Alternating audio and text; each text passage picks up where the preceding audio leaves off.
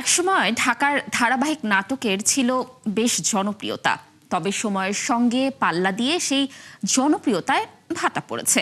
বিদেশি ধারাবাহিকে ঝুঁকেছেন দেশের নাট্যপ্রেমীরা, তবে এর মাঝেও নজর কেড়েছে নির্মাতা মোস্তফা কামাল রাজের এটা আমাদেরই গল্প।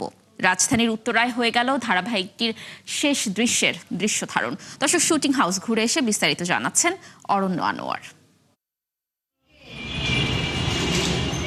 শেষ হলো নির্মাতা মুস্তফা কামাল রাজের এটা আমাদেরই গল্প ধারাবাহিকের দৃশ্য ধারণ। 7 মাসের এই পথচলায় নির্মাতা রাজ এক করেছিলেন দেশের নাট্য অঙ্গনের একঝাঁক জনপ্রিয় অভিনয় শিল্পীদের। ধারাবাহিকটির ক্যামেরা ক্লোজিং উপলক্ষে শনিবার উত্তরার একটি শুটিং হাউসে আয়োজন করা হয়েছিল সংবাদ সম্মেলনে।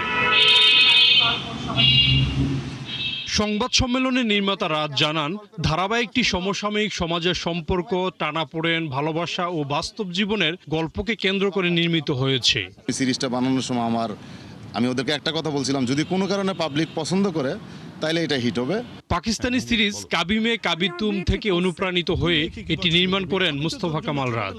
পরিচালনার পাশাপাশি এই ধারাবাহিকটির চিত্রনাট্য করেছেন নির্মাতা নিজেই। এটা পাকিস্তানি স্টোরি থেকে আমি ইন্সপায়ার্ড হয়েছি। এই গল্পটা আমি আমাদের গল্প বানাইছি। আমি কনফিডেন্টলি বলছি যে এটা আমাদেরই গল্প। শেষ দিনের শুটিং সেটে উপস্থিত হয়ে ধারাবাহিকটির শিল্পী ও কলাকুশলীরা জানান নিজেদের অনুভূতির কথা। আমি চেষ্টা করেছি আমার জায়গা থেকে ভালো করার, এবং পুরোটাই ছিল টিম ওয়ার্ক। প্রত্যেকটা চরিত্র মানুষ মনে রাখবে, অনেক দিন মনে রাখবে। মিস করব আমার পরিবারকে, মিস করব আমার পরিবারের পর আরেকটা পরিবার, এবং আমার বড় আরো বিশাল পরিবার হচ্ছে দর্শক। আমার কাছে তো মনে হয় যে আমি কোটি কোটি পরিবারের এখন ছোট ছেলে। সবাই যেভাবে বলছে আমারও সেমই, আমি যেখানে যাচ্ছি সবাই আমাকে সায়রা সায়রা বলে ডাকে। জানি না আর কখনো এই সেট বা এই গল্প ফিরবে কিনা, বাট আপনাদের সবাইকে মিস করব। যেখানেই যাই সেটা অন্যরকমভাবে সম্মানিত করেছে আমাকে এবং আমার ধারণা আমাদের কো আর্টিস্ট সবাইকে। আমি দেখিনি যে কোনো নাটকের কোনো এপিসোডের জন্য মানুষ অপেক্ষা করে। এমন একটা নাটকে অভিনয় করছি, রাস্তায় বেরোলেই ওই যে মেহরিনের সৎ বাবা, ওই যে মেহরিনের প্রতিনিয়ত।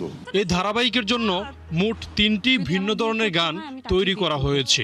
গানগুলোতে কণ্ঠ দিয়েছেন দোলা রহমান ও আরিফিন রুমি। সংবাদ সম্মেলনে তারাও উপস্থিত ছিলেন। এই গানটার যে পরিমাণ জনপ্রিয়তা, এটা আসলে আমার চেয়ে এখন আপনারাই বলতে পারবেন। আমি যেখানেই যাই, যখনই স্টেজে যাই, আমাকে এটা আমাদের গল্প গাইতে বলা হয়। I am getting little bit emotional because এটা অনেক বড় একটা ভালোবাসা, আর এটাই আমাদের গল্প মামা। এটা আমাদেরই গল্প ধারাবাহিক নাটকটি প্রচারের শুরু থেকেই পরিবার কেন্দ্রিক গল্প, সম্পর্কের জটিলতা এবং জীবনের ছোট ছোট মুহূর্তের সহজ উপস্থাপনের কারণে ধারাবাহিকটি দর্শকপ্রিয় হয়ে ওঠে। সামাজিক যোগাযোগ মাধ্যমেও নাটকটির বিভিন্ন দৃশ্য ও সংলাপ নিয়ে ব্যাপক আলোচনা হচ্ছে। আনোয়ার, ৭১।